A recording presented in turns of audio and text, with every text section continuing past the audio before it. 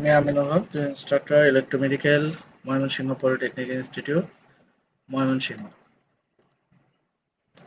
পাঠ পরিচিতি। আজকে আমরা এই ক্লাস থেকে কি কি বিষয় নিয়ে আলোচনা করব সেগুলো একটু করে দিই। বিষয় হলো বায়োমেডিক্যাল ইনস্ট্রুমেন্টেশন অ্যান্ড মেজারমেন্ট, বিষয় কোড 68651। প্রথম অধ্যায় বায়োমেডিক্যাল ইনস্ট্রুমেন্টেশনের মৌলিক ধারণা। পঞ্চম পর্ব বৈশিষ্ট্যের জন্য প্রযোজ্য। দেখো, প্রথম যে প্রশ্নটা আছে সেটা হলো বায়োমেডিক্যাল ইনস্ট্রুমেন্টেশন জেনারেলাইজড পদ্ধতিটা কি? কেন বায়োমেডিক্যাল ইনস্ট্রুমেন্টগুলোকে জেনারেলাইজড করা প্রয়োজন বা কেন করা হচ্ছে? যেসব যন্ত্রপাতি দ্বারা মূলত বায়োমেডিক্যাল সিগন্যাল প্রক্রিয়াকরণ ও বিশ্লেষণ করা হয় সেগুলোকে বলা হচ্ছে বায়োমেডিক্যাল ইনস্ট্রুমেন্টেশন। আর এইসব ইনস্ট্রুমেন্টগুলোকে কিভাবে আরো সূক্ষ্মভাবে কাজ করতে পারে, এই পদ্ধতিটাকে বলা হচ্ছে বায়োমেডিক্যাল ইনস্ট্রুমেন্টেশন জেনারেলাইজড পদ্ধতি। আমি আবারও বলছি, যেসব যন্ত্রপাতি দ্বারা বায়োমেডিক্যাল সিগন্যাল প্রক্রিয়াকরণ ও বিশ্লেষণ করা হয় সেগুলোতে আরো বর্তমানে কিভাবে আরো সূক্ষ্মভাবে পরীক্ষা নিরীক্ষা করা যায়, যে পদ্ধতিগুলো সংযোজন করা হচ্ছে সেগুলোকে বলা হচ্ছে বায়োমেডিক্যাল ইনস্ট্রুমেন্টেশন জেনারেলাইজড পদ্ধতি। এটা অতি সংক্ষিপ্ত প্রশ্ন হিসাবে পরীক্ষায় থাকতে পারে, তোমরা এটা ভালো করে পড়বা। তারপরে আসতেছে হিউম্যান বা রোগী। হিউম্যান, আমরা ওই বায়োমেডিক্যাল যে পরীক্ষা নিরীক্ষা আছে এগুলা যে যার উপরে করব তার জন্য একজন রোগী অথবা হিউম্যান বডি দরকার। ঠিক আছে? যে ব্যক্তির বায়োমেডিক্যাল সিগন্যালকে বিশ্লেষণ করা হবে তাকে ফিজিওলজিক্যাল সিস্টেম বা রোগী বলে। আমি আবারও বলছি, যে ব্যক্তির বায়োমেডিক্যাল সিগন্যালকে বিশ্লেষণ করা হবে তাকে ফিজিওলজিক্যাল সিস্টেম বা রোগী বলে। তারপরে আছে ট্রান্সডিউসার। ট্রান্সডিউসার হলো, আমরা জানি যে যেটা হলো একটা অবস্থা থেকে আরেকটা অবস্থাতে রূপান্তর করে, অথবা একটা সিগন্যালকে আরেকটা সিগন্যালে রূপান্তর করে। দেখো, যে সকল ডিভাইসের সাহায্যে রোগীতে সিগন্যাল গ্রহণ করা হয় এবং উক্ত সিগন্যালকে ইলেকট্রিক্যাল সিগন্যালে রূপান্তরিত করা হয় তাকে ট্রান্সডিউসার বলে।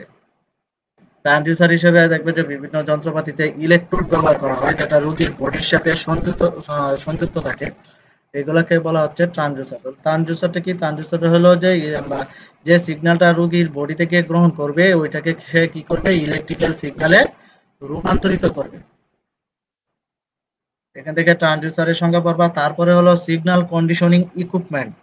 আমরা যে সিগন্যালটা গ্রহণ করব এই সিগন্যালটাকে আমরা অ্যানালগ যদি থাকে সেটাকে যদি আমরা ডিজিটালে রূপান্তর করতে চাই সেক্ষেত্রে এখানে দুইটা কনভার্টার ব্যবহার করা হয়। আবার যদি কোনো কারণে আমাদের এই সিগন্যালটাকে আমরা অ্যানালগ সিগন্যালে রূপান্তর করতে চাই সেক্ষেত্রে ওখানে দেওয়া আছে যেমন এডিসি এবং ডিএসি, মানে অ্যানালগ টু ডিজিটাল কনভার্টার।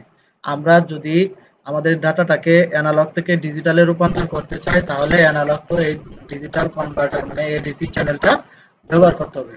আবার যদি কোনো কারণে আমরা আমাদের তথ্যটাকে ডিজিটাল থেকে অ্যানালগে রূপান্তর করতে চাই সেক্ষেত্রে ডিএসি মানে ডিজিটাল টু অ্যানালগ কনভার্টার, এই কনভার্টারটা ব্যবহার করতে হবে। তোমরা এই যে চারটা সংজ্ঞা আছে এই চারটা সংজ্ঞা খুব ভালোভাবে পড়বা।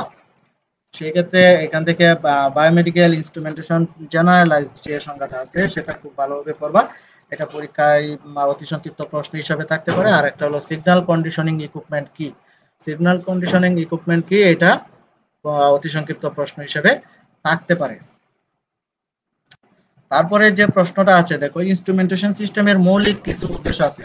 ইনস্ট্রুমেন্টেশন কেন করা হচ্ছে, আবার ইনস্ট্রুমেন্টের মাধ্যমে কি কি কাজগুলা করা যায়। যেমন প্রথমেই আছে তথ্য সংগ্রহ। আমরা যার পরীক্ষা নিরীক্ষা করতে চাই বা রোগীর তথ্য সংগ্রহকরণের কাজটা করতে হবে। তারপর হলো রোগ নির্ণয়। ওই রোগীর তথ্যগুলা অথবা রোগীর কাছ থেকে যে স্যাম্পল গুলা সংগ্রহ করা হবে সেগুলাকে পরীক্ষা নিরীক্ষা করে রোগ নির্ণয়ের ব্যবস্থা করতে হবে। তারপরে হলো মূল্যায়ন।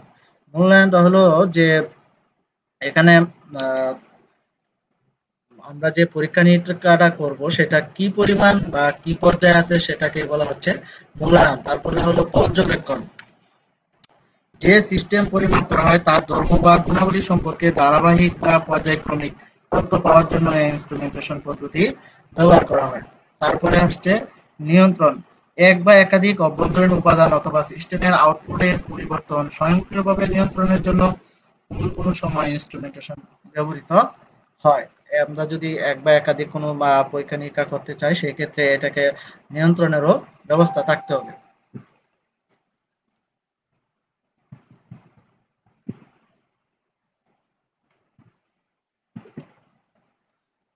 তারপরে সবচেয়ে যে গুরুত্বপূর্ণ যে প্রশ্নটা এই প্রথম অধ্যায়ের জন্য, block diagram of man instrumentation instrument system. Block diagram of man instrument system. এখানে দেখো আমি ব্লক ডায়াগ্রামটা দেখাইছি যে components in man instrument system. এখানে কি কি কম্পোনেন্ট আছে, যেমন স্টিমুলাস, তারপরে আছে ট্রান্সডিউসার, এখানে একটা বডি দেওয়া আছে হিউম্যান বডি, তারপরে এখানে আছে ট্রান্সডিউসার, এখানে আছে control feedback, signal conditioning equipment, display, recording, data processing and transmission of data. এখানে এই কয়েকটা ব্লক দেওয়া আছে, আমি এই ব্লকের কাজগুলো আস্তে আস্তে তোমাদেরকে বলে দিব। তবে এটা খুবই ইম্পর্টেন্ট প্রশ্ন, তোমরা এই প্রশ্নটা খুব ভালোভাবে পড়বা। এটা পরীক্ষায় ম্যাক্সিমাম টাইমে এই প্রশ্নটা আসছে। দেখো এখানে কি কি আহ,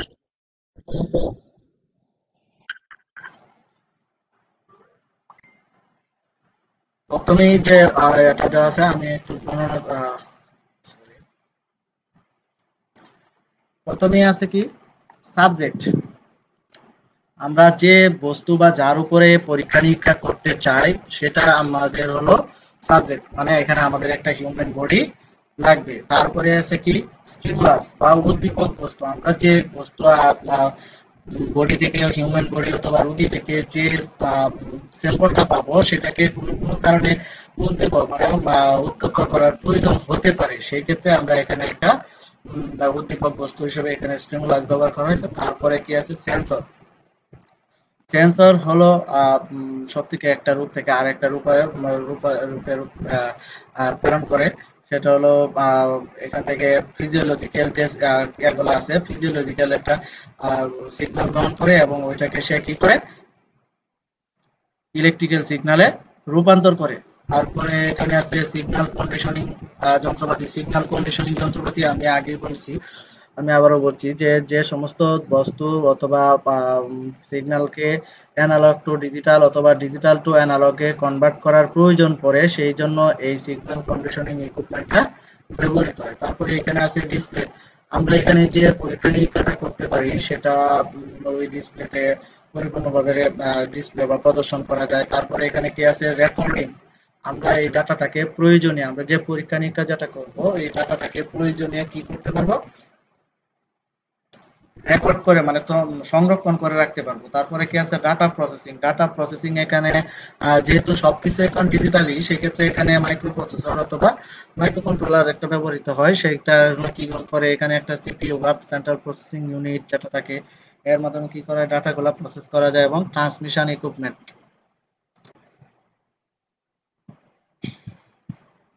তারপরে কি আছে কন্ট্রোল ডিভাইস। উদ্দীপক বস্তু স্বয়ংক্রিয় নিয়ন্ত্রণ, সেন্সর অথবা ম্যান ইনস্ট্রুমেন্ট স্বয়ংক্রিয় নিয়ন্ত্রণ, সেন্সর এবং ম্যান ইনস্ট্রুমেন্ট সিস্টেমের বিভিন্ন অংশের নিয়ন্ত্রণের জন্য কন্ট্রোল সিস্টেম ব্যবহৃত হয়। আমরা এটা খুব ইম্পর্টেন্ট প্রশ্ন হিসেবে ধরে নেব যে পরীক্ষা এটা থাকতে পারে এবং মিড টার্মে এটা থাকার সম্ভাবনা আছে, তোমরা একটু ভালোভাবে পড়বে। আর যেগুলা বলে দিচ্ছি, যে প্রশ্নগুলা বলতেছি যে থাকবে, এগুলা খুব ভালোভাবে এবং আগেই নোট করে নাও, নোট করে নিলে তোমাদের সুবিধা হবে।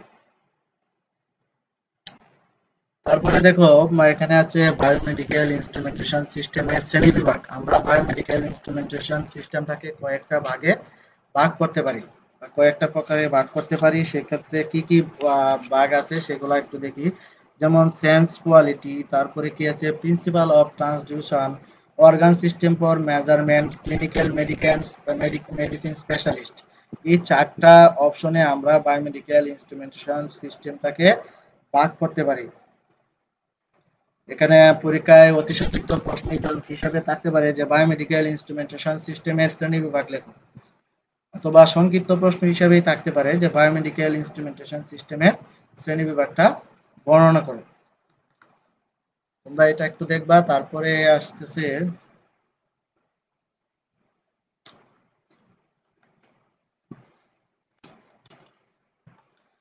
বায়োমেডিক্যাল ইনস্ট্রুমেন্টেশন কাজের অথবা নকশার ক্ষেত্রে বিবেচিত বিষয়সমূহ। যখন কোনো বায়োমেডিক্যাল ইনস্ট্রুমেন্ট তৈরি করা হবে বা বায়োমেডিক্যাল ইনস্ট্রুমেন্ট কাজের জন্য অথবা নকশার ক্ষেত্রে যে জিনিসগুলো বিবেচনা করতে হয়, বা মেডিকেল যারা ইকুইপমেন্ট তৈরি করে বা যে কোম্পানিগুলো, সেইগুলোর যে বিষয়গুলো সবচেয়ে বেশি খেয়াল করে সেগুলো হচ্ছে মেডিকেল ডিভাইস ডিজাইন।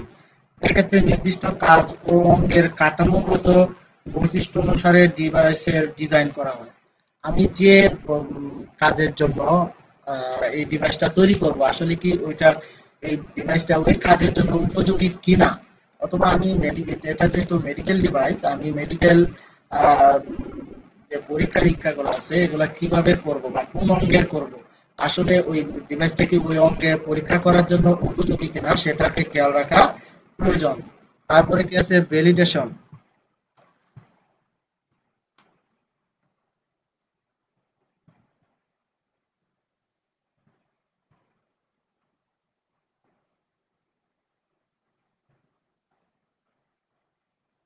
তারপরে ভ্যালিডেশনটা হলো এটা কি পরিমাণ বা কতদিন পর্যন্ত এটা কাজের উপযোগী থাকতে পারে, বা কি ধরনের কতদিন পর্যন্ত বা কি কত তারিখ পর্যন্ত এটা ডাটা থাকবে বা এই ডিভাইসটা কার্যকরী থাকবে, সেটা হলো ভ্যালিডেশন। তারপরে কি আছে ম্যানুফ্যাকচারিং অটোমেশন। অটোমেশন কি? ম্যানুফ্যাকচারিং তো ম্যানুফ্যাকচারিং হলো প্রক্রিয়াজাত করা অথবা অটোমেশন। অটোমেশনটা হলো যে পদ্ধতি অথবা প্রক্রিয়ার মাধ্যমে মানুষের হস্তক্ষেপ ছাড়া স্বয়ংক্রিয়ভাবে কোনো কিছুকে কি করা হয়, এক স্থান থেকে আরেক স্থানে উঠানামা অথবা উঠানো নামানো অথবা স্টোরেজ বা এক স্থান থেকে আরেক স্থানে কেনা যায়, এটাকে বলা হচ্ছে অটোমেশন। ম্যানুফ্যাকচারিং অটোমেশন মানে কি? প্রক্রিয়াজাত প্রক্রিয়াটাকে কিভাবে অটো বা স্বয়ংক্রিয় করা যায় সেটাকে খেয়াল রাখতে হবে। তারপরে কি আছে মেশিন ডিজাইন। মেশিন ডিজাইন করতে হলে কতগুলা বিষয়ের উপরে খেয়াল করতে হয়। প্রসেস এন্ড ইকুইপমেন্ট সলিউশন, তারপরে রিলায়েবল, কস্ট ইফেক্টিভ। আমি যে মেশিনটা তৈরি করবো এটাকে আসলে সবাই ব্যবহার করতে পারবে কিনা সেটা থেকেও খেয়াল রাখতে হবে। যেহেতু এটা যদি অধিক দাম হয় তাহলে হয়তো বা কেউ সহজেই কেউ এটাকে ব্যবহার করতে চাবে না। সেই জন্য এটাকে কি করতে হবে, কস্ট ইফেক্টিভ মানে এটাকে আহ, কম মূল্যের মধ্যে যাতে সহজে সবার কাছে পৌঁছে দেওয়া যায় সেই ব্যবস্থাটাও খেয়াল রাখতে হতো, বা এই বিষয়গুলোকে কি করতে হবে, বিবেচনায় রাখতে হবে।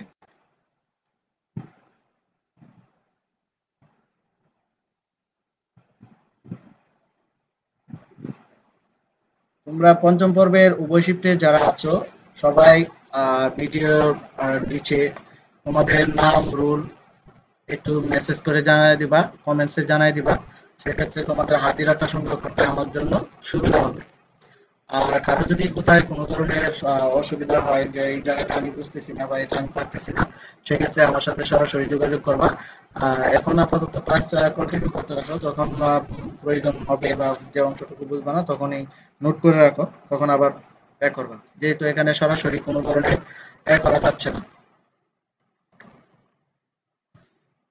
বায়োমেডিক্যাল ইনস্ট্রুমেন্টেশন পদ্ধতির বৈশিষ্ট্য আছে কতগুলা। কি কি বৈশিষ্ট্য থাকতে হবে একটা বায়োমেডিক্যাল ইনস্ট্রুমেন্ট যখন তৈরি করা হবে অথবা আমরা কিনতে যাব, তখন এই বায়োমেডিক্যাল ইনস্ট্রুমেন্টেশনটা অথবা ইনস্ট্রুমেন্টের মধ্যে কি কি ধরনের বৈশিষ্ট্য থাকতে হবে অথবা কি কি ধরনের বৈশিষ্ট্য থাকলে এটাকে আমরা কিনতে পারবো।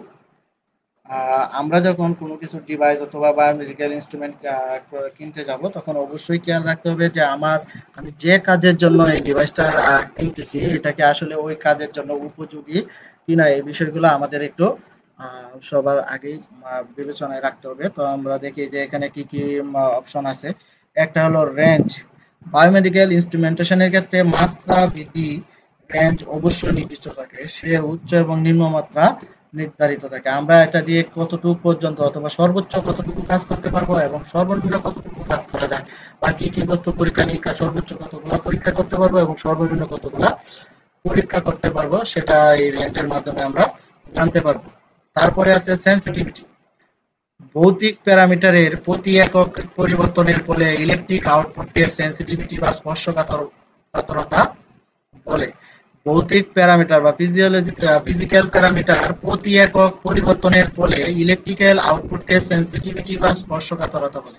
এখানে ফিজিক্যাল প্যারামিটার মানে আমরা হিউম্যান বডি থেকে অথবা রুগী থেকে যে সিগন্যালটা পাবো সেটাকে বলা হচ্ছে, অথবা যে বস্তুটা পাবো সেটাকে বলা হচ্ছে ফিজিক্যাল প্যারামিটার। এটা যে প্রতি একক পরিবর্তনের ফলে অথবা একটা নির্দিষ্ট পরিবর্তনের ফলে ইলেকট্রিক্যাল আউটপুটকে, আমরা যে ইলেকট্রিক্যাল আউটপুটটা পাবো সেটাকে বলা হচ্ছে সেন্সিটিভিটি অথবা স্পর্শকাতরতা। যন্ত্রপাতির ক্ষেত্রে সামর্থ্য অনুসারে সূক্ষ্ম তারতম্য গ্রহণযোগ্য, অবশ্যই সর্বোচ্চ না সর্বনিম্ন তা বিবেচনা করবে। তারপরে কি আছে, লিনিয়ারিটি, ইনপুট অনুসারে ভৌতিক প্যারামিটার এবং চাপ, তাপ, কম্পন এবং প্রাপ্ত রূপান্তরিত বৈদ্যুতিক সিগন্যালের মধ্যে রৈখিক সম্পর্ক থাকতে হবে।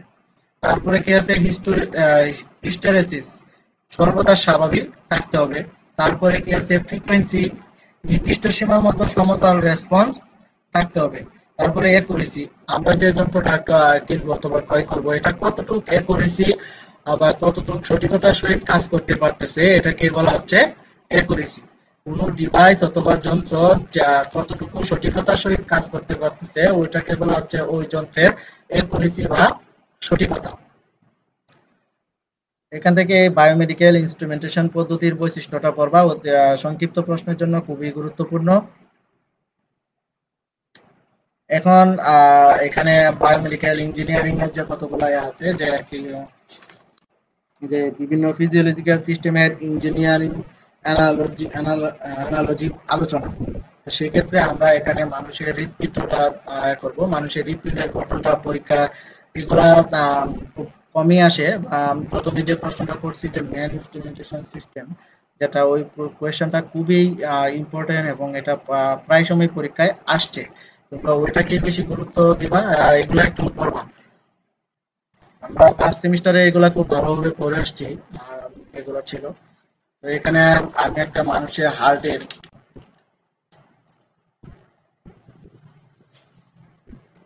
বা হৃৎপিণ্ডের একটা দেখাইছি, যে হৃৎপিণ্ড অথবা হার্ট, যেটা হলো মানুষের যার মাধ্যমে মানুষের শরীর সারা শরীর থেকে ফুসফুসে এবং হৃৎপিণ্ডে এবং হৃৎপিণ্ড থেকে সারা শরীরে ছড়ায় পড়ে। এটা সেটা হলো এই হৃৎপিণ্ডের মাধ্যমে হয়। তো হৃৎপিণ্ডে মূলত চারটায় আছে, এই চারটা ভাগের মাধ্যমে মূলত এই কাজগুলো করে থাকে। দেখো যে মানুষের হৃৎপিণ্ড চারটি প্রকোষ্ঠ নিয়ে গঠিত, এই চারটা প্রকোষ্ঠের মূলত করে। তারপরে এখানে কি কি আছে, ডান অলিন্দ, বাম অলিন্দ, ডান নিলয়, বাম নিলয়, এই চারটা হলো মূলত মানুষের হৃৎপিণ্ডের স্বাভাবিক যে কার্যাবলী আছে এই কার্যাবলী সম্পন্ন করে থাকে। ডান অলিন্দ কি করে, এই প্রকোষ্ঠ ডান দিকে অবস্থিত।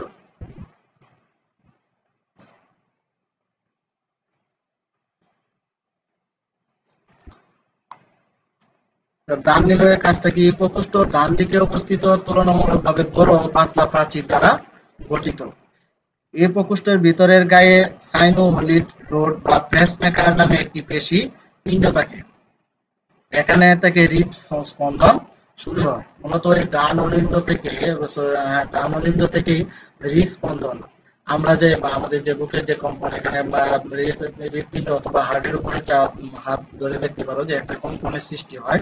তো এইটা যে কম্পনটা যে অংশটা সৃষ্টি করে সেটা হলো ডান অলিন্দ। তারপরে কি আছে, বাম অলিন্দ। ডান অলিন্দের বাম পাশে বাম অলিন্দ অবস্থিত।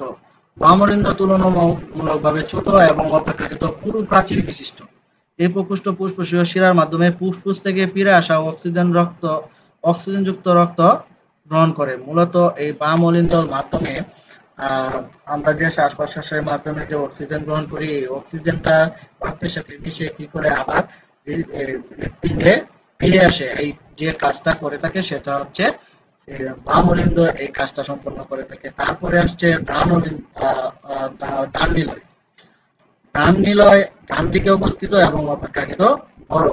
ডান নিলয় ও পোস্ট কেবল সেবার মাধ্যমে সম্মুখ ও পশ্চাৎ অঙ্গ সমূহ থেকে কার্বন ডাইঅক্সাইড যুক্ত রক্ত সংগ্রহ করে। এই ডান নিলয়টা কি করে, আমরা যে কার্বন ডাই অক্সাইড যখন বের করে দিই শ্বাস প্রশ্বাসের মাধ্যমে, তখন কি করে এই ডান নিলয়টা সরাসরি সরি কার্বন ডাই অক্সাইড যুক্ত যে এটা আছে এটাকে কি করে বের করে দেয়। তারপরে কি ডান নিলয় বাম নিলয় হৃৎপিণ্ডের বাম পাশে অবস্থিত, এর প্রাচীর তুলনামূলকভাবে পুরু। বাম নিলয় বাম অলিন্দ থেকে অক্সিজেন যুক্ত রক্ত সংগ্রহ করে। বাম নিলয়ের গোড়া থেকে সিস্টেমিক মহাধমনী উৎপন্ন হয়। এগুলা একটু তোমরা করে রাখবা। মানুষের হৃৎপিণ্ডের যে প্রশ্নটা আছে এটা একটু ইম্পর্টেন্ট, ফাইনাল পরীক্ষায় অবশ্যই থাকতে পারে। সেক্ষেত্রে তোমরা এই 4টা অংশের মানুষের এই হৃৎপিণ্ডটা অঙ্কন করে অংশগুলোর নাম লিখে তারপরে এই 4টা অংশের অল্প অল্প যে মূলত যে ডান অলিন্দ বাম অলিন্দ ডান নিলয় বাম নিলয় মূলত যে কাজগুলা করে এগুলা একটু বর্ণনা করার চেষ্টা করব। তারপরে এখানে আছে মানবদেহের শ্বসনতন্ত্রের কাজ, আমরা কিভাবে শ্বাস প্রশ্বাসটা গ্রহণ করি সেটা বলা হচ্ছে এই শ্বসনতন্ত্র, অথবা আমরা যার মাধ্যমে শ্বাস গ্রহণ করি এটাই হচ্ছে শ্বসনতন্ত্র অথবা শ্বাসনালী। তো শ্বসনতন্ত্রের যে গঠনটা দেওয়া আছে, শ্বসনতন্ত্র শুরুতেই প্রথমেই যেটা দেওয়া আছে সেটা হচ্ছে নাসিকা গহ্বর। তো নাসিকা কি? নাসিকা হলো মানে নাক। আমরা যে নাকের মাধ্যমে যে প্রথমে যে শ্বাস প্রশ্বাসটা গ্রহণ করি সেটা হচ্ছে নাসিকা। তো এই নাসিকার কি কাজ করে? নাসিকার কাজ হচ্ছে প্রশ্বাস বায়ু প্রবেশে সাহায্য করে। তারপরে কি আর প্রশ্বাস বায়ুতে যে সব ধূলিকণা বা রোগ জীবাণু থাকে, রোগ মশাল ঝিল্লি, সেগুলোকে আটকে ছাঁকনির মতো কাজ করে। মূলত হচ্ছে আমরা যে নাকের মাধ্যমে যেটা নাসিকা নাসিকা অথবা যে নাক যেটাকে বলো, এর মাধ্যমে আমরা মূলত যে শ্বাস প্রশ্বাসটা গ্রহণ করি, এই শ্বাস প্রশ্বাসটা আমরা নাক দিয়ে শুধু শ্বাস প্রশ্বাসই গ্রহণ করি না,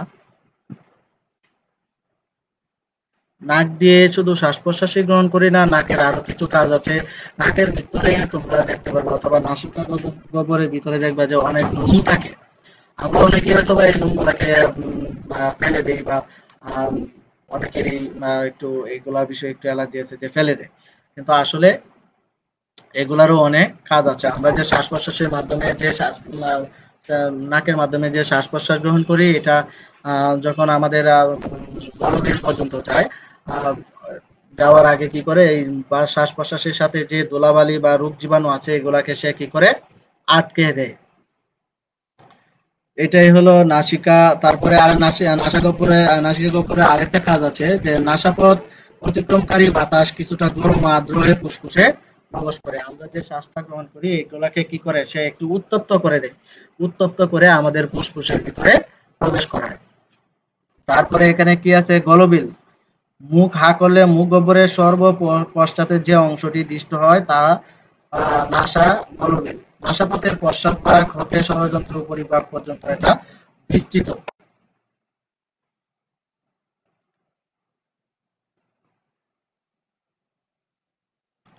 এই যে দেখো, আমরা মুখের ভিতরে যখন হা করি, হা করার পরে সবচেয়ে পিছন থেকে যে অংশটা দেখা যায়, যে আমি দেখাচ্ছি, এই অংশটা থেকে শুরু করে এই পর্যন্ত যে অংশটা আছে এটাকে বলা হচ্ছে নাসা গলবিল। মানে আমাদের নাকের মাধ্যমে যখন শ্বাস প্রশ্বাসটা এই পর্যন্ত আসবে, তো এই পর্যন্ত আসার আগে আমাদের নাক কি করবে? আমাদের ওই আমরা যে শ্বাস প্রশ্বাসটা গ্রহণ করতেছি সেটাকে সে কি করবে? রোগ জীবাণু মুক্ত এবং ধুলাবালিগুলোকে আটকে পরিষ্কার পরিচ্ছন্ন করে এইটাকে আবার একটু উত্তপ্ত করে এই নাসা গলবিলে দিবে। দেওয়ার পরে এটা নাসা গলবিল দিয়ে এটা ফুসফুসে প্রবেশ করবে। তো নাসা গলবিলের যে কাজগুলা, খাদ্যদ্রব্য গলার্ধকরণকালে শক্ত খাদ্যকণা গলবিলের আন্তঃগাত্র স্পর্শ করলে উপজিহ্বা শ্বাসনালীর পথ বন্ধ করে দেয়। আমরা যখন খাদ্য গ্রহণ করি তখন কি হয়? আমাদের এখানে যে শ্বাস প্রশ্বাসের যে নালীটা আছে এটাকে আপাতত এই উপজিহ্বা যেগুলাকে বলে, এগুলা কি করে? আমাদের এই শ্বাস প্রশ্বাসের নালীটা বন্ধ করে দেয়। নয়তো কোনো কারণে এই শ্বাস প্রশ্বাসের নালীর ভিতরে কি হয়? খাদ্যকণা অথবা শক্ত খাদ্যবস্তু এটার ভিতরে ঢুকে যেতে পারে। যদি কোনো কারণে এটার ভিতরে ঢুকে যায় বা বড় কোনো কিছু ঢুকে যায়, সেক্ষেত্রে কিছুটা অস্বস্তি হয় অথবা মারাত্মক ধরনের দুর্ঘটনা ঘটে যায় কারো কারো ক্ষেত্রে। তারপরে কি আছে, গলবিলে বাতাস প্রবেশ করলে উপজিহ্বা শ্বাসনালীর মুখ উন্মুক্ত করে রাখে, ফলে প্রশ্বাস বায়ু শ্বাসনালী পথে প্রবাহিত হয়ে ফুসফুসে যায়। আচ্ছা, তারপরে কি আছে, ষড়যন্ত্র বা ল্যারিংস। গলবিলের নিম্নে অবস্থিত শ্বাসনালীর প্রথম অংশ ষড়যন্ত্র গঠন করে। এটা শ্বাসনালীতে উন্মুক্ত হয় এবং প্রবেশ মুখ দুই পাশে দুটি করে পাতলা মাংসপেশি আছে, এগুলো স্বরতন্ত্রী বা ভোকাল কর্ড নামে পরিচিত। ভোকাল কর্ডের কম্পনের ফলে স্বরের উৎপন্ন হয়।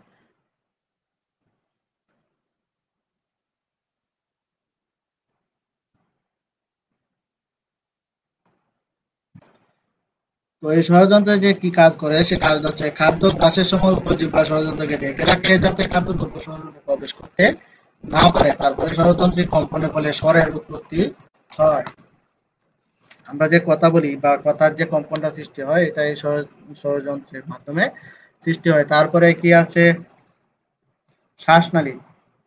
শ্বাসনালীর সম্মুখে অবস্থিত যে পাপানলটি ষড়যন্ত্রের নির্মাংশ হতে আরম্ভ করে কিছু দূর গিয়ে দুই ভাগে বিভক্ত হয়ে দুটি শ্বাসনালীর সৃষ্টি করে, বা তাকে শ্বাসনালী বা ট্রাকিয়া বলে। তো এটার কাজটা কি, শ্বাসনালীর মাধ্যমে বাতাস দেহের অভ্যন্তরে প্রবেশ করে বিরক্তিকর কোনো বস্তু ট্রাকিয়া ঢুকে গেলে ঝিল্লি, সূক্ষ্মরুম, কাশির উদ্বেগ করে তা উপরের দিকে পাঠিয়ে দেয় এবং ট্রাকিয়া পরিষ্কার করে। আমরা যখন খেতে কোনো খাদ্যবস্তু যদি আমাদের এই শ্বাসনালীর ভিতরে ঢুকে যায়, সেক্ষেত্রে আমাদের আহ একটু কাশির সৃষ্টি হয়, অথবা আমরা এটাকে বিভিন্ন জায়গায় বিভিন্ন ধরনের প্রচলিত আছে, সেটা আর বললাম না, যা সরাসরি ক্লাস হইলে হয়তো বা বলতে পারতাম। তারপরে কি আছে, ব্রঙ্কাই। তো ব্রঙ্কাই কি কাজ করে, ব্রঙ্কাল দ্বয় ট্রাকিয়া থেকে ফুসফুসে অক্সিজেন যুক্ত বাতাস পরিবহন করে এবং ফুসফুস থেকে কার্বন ডাই অক্সাইড শোষিত রক্ত ট্রাকিয়া নিয়ে যায়। তারপরে কি আছে, এলভিওলাই।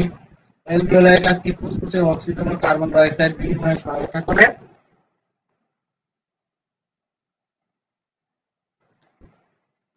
তারপরে কি আছে, মানুষের শ্বাসতন্ত্রের চেতনা। বা তোমরা এই যে দুটা প্রশ্ন করলাম, এটা খুব ভালোভাবে করবা। আহ, এটা খুবই একটা ইম্পর্টেন্ট প্রশ্ন। তারপরে দেওয়া আছে মানুষের রক্ত সংবহনের সাধারণ পদ্ধতি। আমাদের শরীরে যে রক্ত সংবহন বা রক্ত কিভাবে পরিবাহিত হয় বা পরিচালিত হচ্ছে, সেটার একটা দেওয়া আছে।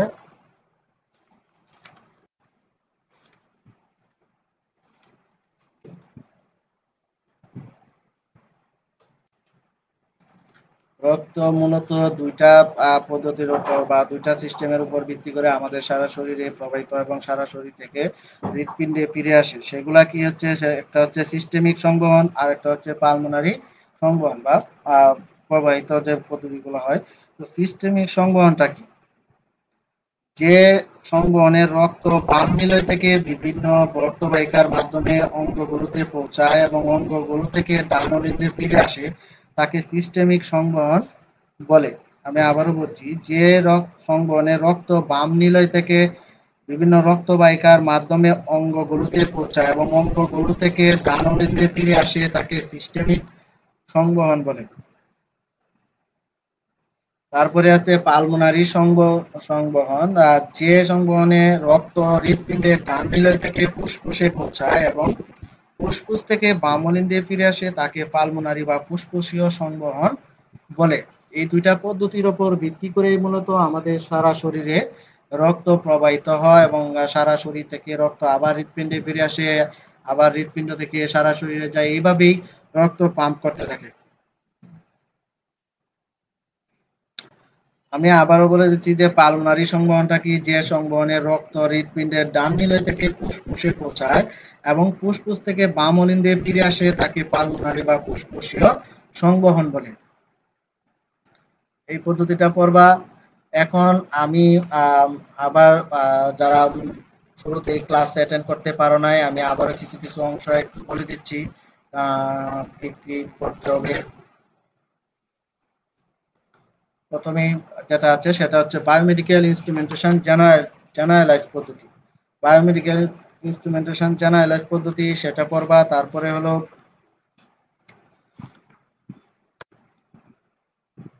বায়োমেডিক্যাল ইনস্ট্রুমেন্টেশন পদ্ধতিটা আমি একটু বলে দিই আবারও। যেসব যন্ত্রপাতি দ্বারা বায়োমেডিকেল সিগন্যাল প্রক্রিয়াকরণ ও বিশ্লেষণ করা হয় সেগুলোতে বর্তমানে আরো কিভাবে সূক্ষ্মভাবে পরীক্ষা নিরীক্ষা করে রোগীর রোগ নির্ণয় করা যায় সেটাকে বলা হচ্ছে বায়োমেডিকেল ইনস্ট্রুমেন্টেশন জেনারেলাইজড পদ্ধতি। তারপরে এসছে হিউম্যান বা রোগী, আমরা যার মাধ্যমে অথবা যার কাছ থেকে আমরা বিভিন্ন ধরনের স্যাম্পল কালেকশন করতে পারবো তাকে বলা হচ্ছে হিউম্যান বা রোগী। তারপরে আসছে ট্রান্সডিউসার। ট্রান্সডিউসারের কাজ হলো শক্তিকে এক স্তর থেকে আরেক স্তরে রূপান্তরিতের কাজটাই হলো ট্রান্সডিউসারের।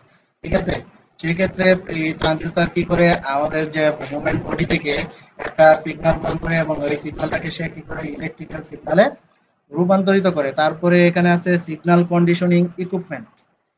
সিগন্যাল কন্ডিশনিং ইকুইপমেন্ট হলো আমরা বডি থেকে যে সিগন্যালটা পাবো সেটা যদি অ্যানালগ সিগন্যাল হয় তাহলে এটাকে আমরা ইলেকট্রিক্যাল সিগন্যালে যদি রূপান্তরিত করতে চাই সেক্ষেত্রে একটা এডিসি কনভার্টার ব্যবহার করতে হবে, যেমন অ্যানালগ টু ডিজিটাল কনভার্টার। আবার কোনো কারণে যদি এই তথ্যটাকে আমরা আবার অ্যানালগ সিগন্যালে রূপান্তর করতে চাই সেক্ষেত্রে আমরা একটা ডিএসি চ্যানেল ব্যবহার করতে হবে, সেটা হলো ডিজিটাল টু অ্যানালগ কনভার্টার। মানে ডিজিটালের যে তথ্যটা আছে এটাকে আমরা অ্যানালগে রূপান্তর করতে পারি। তারপরে কি আছে,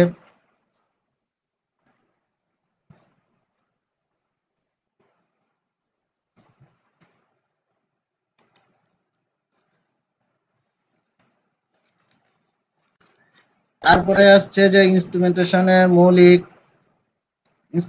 সিস্টেমের মৌলিক উদ্দেশ্য সমূহ। কেন ইনস্ট্রুমেন্টেশন সিস্টেম কি কি উদ্দেশ্যে করা হয় সেগুলো হচ্ছে তথ্য সংগ্রহকরণ, তারপরে কি আছে রোগ নির্ণয়, মূল্যায়ন, পর্যবেক্ষণ, নিয়ন্ত্রণ, এগুলো একটু পড়বা। তারপর সবচেয়ে যে ইম্পর্টেন্ট যে প্রশ্নটা সেটা হচ্ছে block diagram of man instrument system. Block diagram of man instrument system. দেখো এখানে একটা স্টিমুলাস ব্যবহার করা হয়েছে। স্টিমুলাসটা হলো মূলত উদ্দীপক বস্তু। স্টিমুলাস এর বাংলা হলো উদ্দীপক বস্তু। আর এখানে একটা বডি ব্যবহার করা হয়েছে। তারপরে এখানে ট্রান্সডিউসার, এখানে সিগন্যাল কন্ডিশনিং ইকুইপমেন্ট, ডিসপ্লে, তারপরে recording, data processing and transmission of data. আচ্ছা, এখানে মূলত এই বডি থেকে আমরা যে সিগন্যালটা প্রথমে গ্রহণ করব, দেখো যে এখানে একটা তীর চিহ্ন দেওয়া আছে, যে বডি থেকে যে সিগন্যালটা যাচ্ছে এটাকে সে কি স্টিমুলাসের মাধ্যমে কি করা হচ্ছে, উদ্দীপক বা উদ্দীপনা সৃষ্টি করা হচ্ছে। এবং এই ট্রান্সডিউসারের মাধ্যমে কি করা হচ্ছে, আমরা আগে জানছি যে ট্রান্সডিউসার কি করে, এটাকে অ্যানালগ সিগন্যালটাকে যে ইলেকট্রিক্যাল সিগন্যালে রূপান্তর করার পরে এই সিগন্যাল কন্ডিশনিং সরি একটা সিগন্যালকে মানে ফিজিওলজিক্যাল সিগন্যালটাকে সে কি করতেছে, এই ট্রান্সডিউসার ইলেকট্রিক্যাল সিগন্যালে রূপান্তর করার পরে এই সিগন্যাল কন্ডিশনিং ইকুইপমেন্টে দিচ্ছে। তো সিগন্যাল কন্ডিশনিং ইকুইপমেন্ট কি করতেছে, এই সিগন্যালটাকে অ্যানালগ থেকে ডিজিটালে, ডিজিটাল থেকে অ্যানালগে রূপান্তর করার কাজ সে করতে পারতেছে। তারপরে এখানে আছে ডিসপ্লে। আমরা এখানে যে যাবতীয় যে কাজগুলো করতে পারতেছি এটা এই ডিসপ্লেতে প্রদর্শন করা যাচ্ছে। আবার দেখো এখানে আছে কি, এই সিগন্যাল এখানে আমরা যে কাজটা করতেছি এই কাজটাকে আমরা এখানে রেকর্ডিং বা স্টোর করে জমা করে রাখতে পারতেছি। তারপরে কি আছে ডাটা প্রসেসিং, ডাটাটাকে বিভিন্ন প্রক্রিয়াকরণে কাজ করতে পারতেছি। এবং ট্রান্সমিশন অফ ডাটা, এই ডাটাটাকে আবার পুনরায় এক স্থান থেকে আরেক স্থানে স্থানান্তর করতে পারতেছি। তো এই কথাই হলো মূলত block diagram of man instrumentation সিস্টেমের মূলত কাজ। পরীক্ষায় এটা খুবই ইম্পর্টেন্ট একটা প্রশ্ন এবং প্রায় সময় পরীক্ষায় আসে, এটাকে তোমরা ভেরি ভেরি ইম্পর্টেন্ট হিসেবে ধরে নিবা। আচ্ছা, তারপরে কি আসতেছে, আমি আবারও রিপিট করতেছি এই জন্যই এইমাত্র বা একটু আগে যারা জয়েন করছো ওরা যাতে পুনরায় আবার একটু করতে পারো। যেমন বায়োমেডিক্যাল ইনস্ট্রুমেন্টেশন সিস্টেমের শ্রেণীবিভাগ। বায়োমেডিক্যাল ইনস্ট্রুমেন্টেশন সিস্টেমটাকে কয়েকটা ভাগে ভাগ করা যায়। একটা হলো সেন্সড কোয়ালিটি, তারপরে হলো principle of transduction, organ system for management measurement, তারপরে কি আছে ক্লিনিক্যাল মেডিসিন স্পেশালিস্ট। এই চারটা ভাগে মূলত এই বায়োমেডিক্যাল ইনস্ট্রুমেন্টেশন সিস্টেমটাকে ভাগ করা যায়। পরীক্ষায় অতি সংক্ষিপ্ত প্রশ্ন হিসাবে থাকতে পারে যে বায়োমেডিক্যাল ইনস্ট্রুমেন্টেশন সিস্টেমটাকে কয়টা ভাগে ভাগ করা যায়, অথবা বায়োমেডিক্যাল ইনস্ট্রুমেন্টেশন সিস্টেমের শ্রেণীবিভাগ লেখো।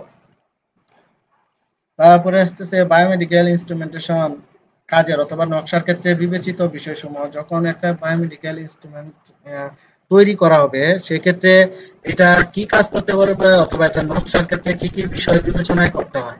একটা হলো মেডিকেল ডিভাইস ডিজাইন। আমরা মেডিকেল ডিভাইসটা যে কাজের জন্য কিনবো অথবা বানাবো বা তৈরি করব সেই ক্ষেত্রে এটা কি ওই বিশেষ অঙ্কের কাজটা কি সে করতে পারবে কিনা সেটা দিকে খেয়াল রাখতে হবে। তারপরে কেসে ভ্যালিডেশন, এটা কি পরিমাণ বা কতদিন পর্যন্ত এটা কার্যকরভাবে কাজ করতে পারে সেটাকে বলা হচ্ছে। তারপরে আছে ম্যানুফ্যাকচারিং অটোমেশন। ম্যানুফ্যাকচারিং মানে কি, প্যাকেটজাত করা। অটোমেশন হলো যে প্রক্রিয়ার মাধ্যমে মানুষের হস্তক্ষেপ ছাড়াই স্বয়ংক্রিয়ভাবে কোনো বস্তু এক স্থান থেকে আরেক স্থানে সরানো, ওঠানামা অথবা স্টোরেজ করার কাজটা করা হয়, তাকে বলা হচ্ছে অটোমেশন। তাহলে ম্যানুফ্যাকচারিং অটোমেশন মানে কি, স্বয়ংক্রিয়ভাবে এটাকে প্যাকেটজাত করার ব্যবস্থা থাকতে হবে। তারপরে কি আছে মেশিন ডিজাইন, মেশিনটাকে ডিজাইনের এবং পুঙ্খানুপুঙ্খানুভাবে ডিজাইন করার ব্যবস্থা থাকতে হবে। তারপরে আছে হলো বায়োমেডিক্যাল ইনস্ট্রুমেন্টেশন পদ্ধতির বৈশিষ্ট্য। বায়োমেডিক্যাল ইনস্ট্রুমেন্টেশন পদ্ধতির কি কি বৈশিষ্ট্য থাকা দরকার? রেঞ্জ, প্রথমে আছে রেঞ্জ। আমরা যদি কোনো বায়োমেডিক্যাল ইনস্ট্রুমেন্ট ক্রয় করতে চাই অথবা কিনতে চাই, সেই ক্ষেত্রে আমাদের যে বিষয়গুলো বিবেচনায় রাখতে হবে সেগুলোর মধ্যে হচ্ছে প্রথমে হলো রেঞ্জ। এটা কতটুকু সর্বোচ্চ এবং কত সর্বনিম্ন রেঞ্জ পর্যন্ত অথবা সীমা বা একটা নির্দিষ্ট ইয়া পর্যন্ত কাজ করতে পারবে, ওইটা আমাদেরকে জানা দরকার। তারপরে কি আছে sensitivity, linearity, hysteresis, frequency, accuracy. অ্যাকুরেসিটা হলো এটা কতটুকু সঠিকতার সহিত কাজ করতে পারে সেটাকে বলা হচ্ছে অ্যাকুরেসি। এটার দিকে আমাদের খেয়াল রাখতে হবে। তারপরে কি আছে মানুষের হৃৎপিণ্ডেও একটু পড়বা। তারপরে হলো মানুষের হৃৎপিণ্ডের গঠন, আহ মানবদের শ্বাসতন্ত্রের কাজ, এটা আমি বলে দিছি, তোমরা একটু দেখে নিবা। তারপরে হলো মানবদের শ্বসনতন্ত্রের কাজ। এগুলা শ্বসনতন্ত্র একটা খুবই গুরুত্বপূর্ণ বা প্রশ্ন। এটা মিড মিড বা ফাইনালে থাকার সম্ভাবনা আছে, তোমরা এটাকে একটু ভালোভাবে পড়বা যে মানবদের শ্বসনতন্ত্রের কাজ। হৃৎপিণ্ডের কাজটা পড়তে পারো, হৃৎপিণ্ডটা খুবই ইম্পর্টেন্ট। এটা মিডেও থাকতে পারে, ফাইনালে থাকার সম্ভাবনা আছে। তারপরে রক্ত সংবহন, মানবদেহে কিভাবে রক্তগুলা সংবহন হয়, মূলত দুইটা সিস্টেমের উপরে রক্তটা সংবহন হয়ে থাকে। একটা হলো সিস্টেমিক সংবহন আর একটা হলো পালমোনারি সংবহন।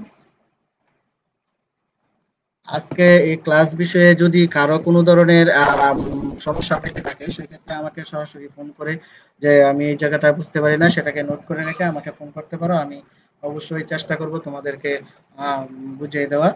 যেহেতু সশরীরে এখন উপস্থিত হওয়া যাচ্ছে না, তোমরা বাসায় বসে ভালোভাবে পড়াশোনা করো এবং স্যাররা যে অনলাইন ক্লাসগুলো নিচ্ছে বা তোমাদেরকে যে দিক নির্দেশনা দিচ্ছে সেইগুলোকে ভালোভাবে ফলো করো এবং সবাই সিলেবাস অনুযায়ী পড়াশোনা শুরু করে দাও। ধন্যবাদ, সবাই ভালো থাকবা।